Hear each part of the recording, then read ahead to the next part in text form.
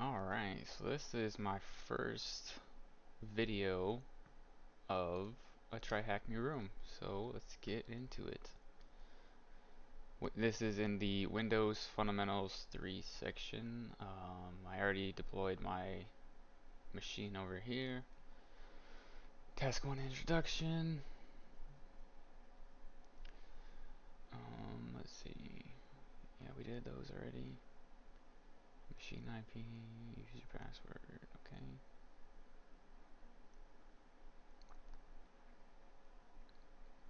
Read the above and start the virtual machine. Did that. Virtual machine's up and running. Let's start things off with a Windows update. Refer to the following links to see Microsoft Security Update Guide here. Windows Update. Another way to access Windows Update is from running dialog box or command and then command. Okay, let's try this. Open up PowerShell.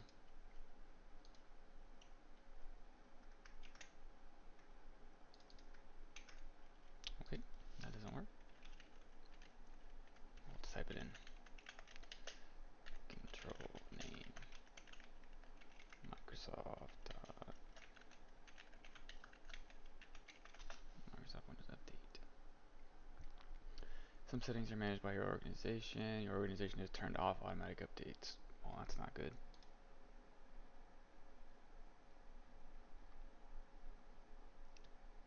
Managed, not okay. Yep, those are definitely not good. Throughout the years.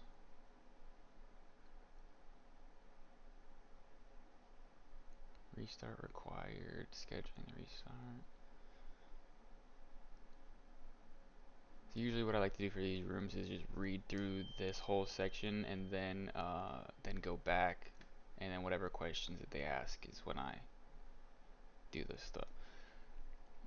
What were two definition updates installed in the attached VM? On what day were these updates installed?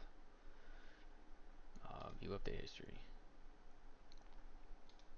Definition updates. 5.3.21. Whoops. 5.3.2021. Cool. Next, Windows security. Is your home to manage tools that protect your device and your data in case you miss it. Windows security is also available in settings. Go back. Windows security. Focus your attention on protection areas: virus and threat protection, firewall and network protection, app and browser control, device security. Each following task will briefly touch on these areas. Before proceeding, let's provide a quick comment on the status icons. Green is sufficiently protected, yellow safety recommendation, red is warning something needs immediate attention. Click on Open Windows Security.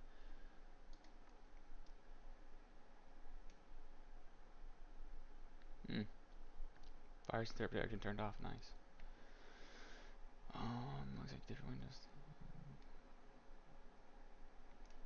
What virus threat protection? In the above image, what areas need immediate attention? Immediate was red, so red, virus and threat protection. Virus and threat protection. Sweet. Virus and threat protection is divided into two parts. Current threats, virus and threat protection settings. The image below only focuses on current threats. Okay. Quick scan checks folders in your system where threats are commonly found. Full scan checks all files running programs. This could take longer than an hour. Custom scan, you choose which ones you want to check. Threat history, last scan automatically scans your device for viruses and other threats that'll keep it safe. Quarantine threats have been isolated and prevented from running on your device. Allowed threats are items identified as threats which you allow to run on your device. Warning, allow an item to run that has been identified as a threat only if you are 100% sure of what you're doing. I probably wouldn't do that. Virus and threat protection settings. Real-time protection. Control folder. Okay.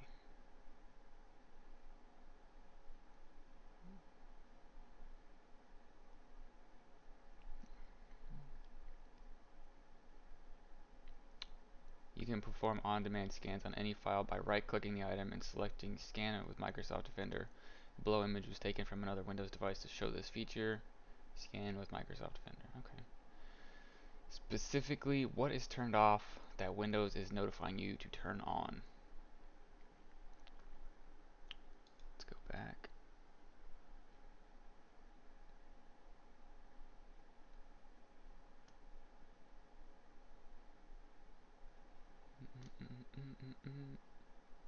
Well, it looks like a lot of things are turned off. So this is in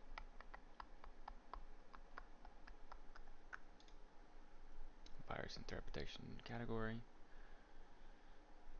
Real-time protection. Let's try that. Real-time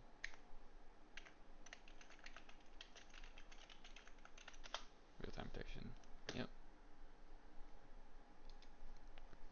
What is a firewall?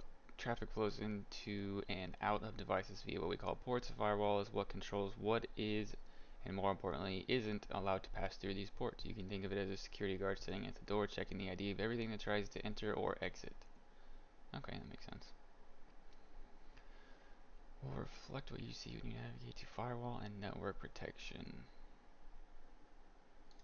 Let's go to firewall and network protection. Each network have different status icons for you: domain, private, and public. Domain. The domain profile applies to networks where the host system can authenticate to a domain controller. Private profile is a user assigned profile and is used to designate private or home networks. Public, the default profile. Public profile uses Wi-Fi hotspots, coffee shops, airports, and other locations. If you click on any firewall profile, another screen will appear with two options: turn the firewall on or off, and block all incoming connections. Okay, on or off, block all incoming connections.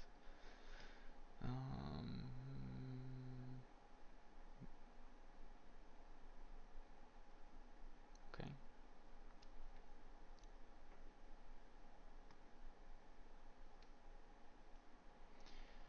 Let's go back here to the question. If you were connected to airport Wi-Fi, what most likely will be the active firewall profile?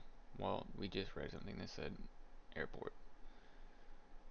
Designate public networks such as Wi-Fi hotspots at coffee shops, airports, and other locations. So it would be public network. Let's try it.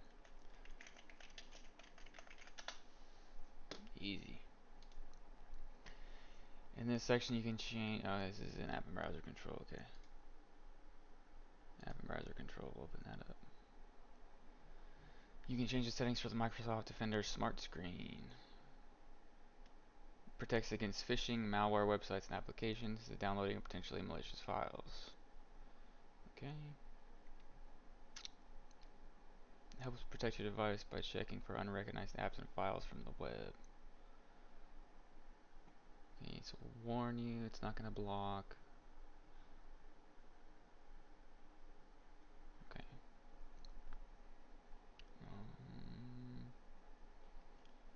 Read the above. Okay, yeah, we just read it. Device security. Device security.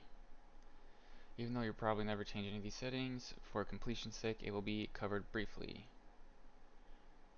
Core isolation, virtualization-based security is running to protect your core parts of your device.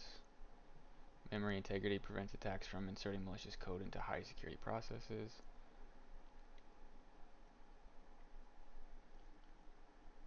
Okay. What is the Trusted Platform Module, TPM? Per Microsoft, Trusted Platform Module technology is designed to provide hardware-based security-related functions. TPM chip is a secure crypto processor that is designed to carry out cryptographic operations.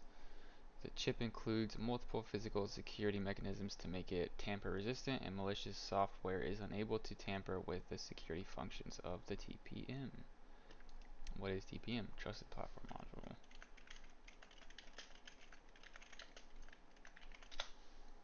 Okay. Bitlocker.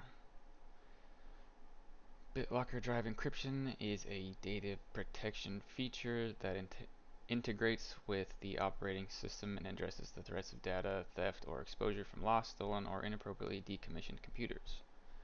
On devices with TPM installed, BitLocker offers the best protection. Per Microsoft, BitLocker provides the most protection when used with the TPM version 1.2 or later. TPM is a hardware component installed in many newer computers by the computer manufacturers. It works with BitLocker to help protect user data and to ensure that a computer has not been tampered with while the system was offline. Refer to the official Microsoft documentation to learn more about BitLocker. The BitLocker feature is not included in the attached VM.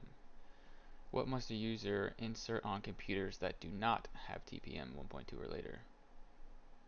Mm.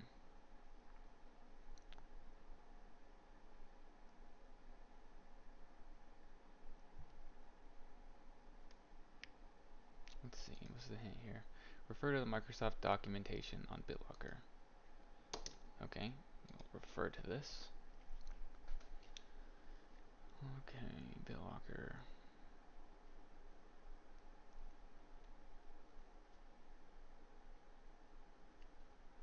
Okay. BitLocker provides most protection when used with a TPM version 1.2 or later. TPM is a hardware. Yep. On computers that do not have 1.2 or later, you can still use BitLocker to encrypt the Windows operating system drive. However, this implementation will require the user to insert a USB startup key. Open a system volume password to protect the operating system volume on a computer without TPM. Both options do not provide the pre-startup system integrity verification. BitLocker offers the option to lock the normal startup process until the user supplies a personal identification number or inserts a removable device such as a USB flash drive that contains a startup key. These additional security measures provide multi-factor authentication and assurance that the computer will not start or resume from hibernation until the correct PIN or startup key is presented. Oops, I didn't even copy it. USB startup key. Nice. Volume Shadow Copy Service, VSS. Per Microsoft, VSS coordinates the required actions to create a consistent shadow copy, also known as a snapshot or point-in-time copy of the data that is to be backed up.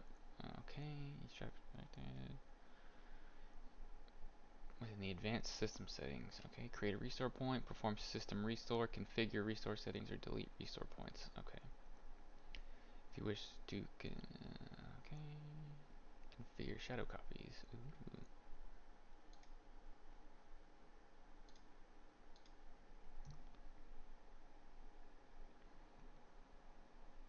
Okay, if you wish to interact hands-on with the VSS, I suggest exploring day 23 of Advent of Cyber 2. What is a VSS? Volume Shadow Copy Service.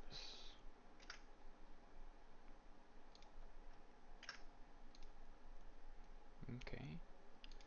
In conclusion, in this room we covered several built-in Windows security tools that ship with the Windows OS to help keep the device protected. There's still so much to explain and cover regarding the Windows OS. As mentioned on the Windows Fundamentals 1 room, the content is aimed at those who wish to understand and use the Windows operating system on a more comfortable level. To learn more about Windows operating, you'll need to continue the journey on your own. Further reading material, okay. Attackers use built-in Windows tools and utilities in an attempt to go undetected within the victim environment. This tactic is known as living off the land. Refer to the following resources here to learn more about this. Read the above. Cool, and that's it. So I like this room because I use a Windows for my actual personal computer, so this information was really good for me. We might do another one today or tomorrow over the weekend, so we'll see. But it was a good room overall.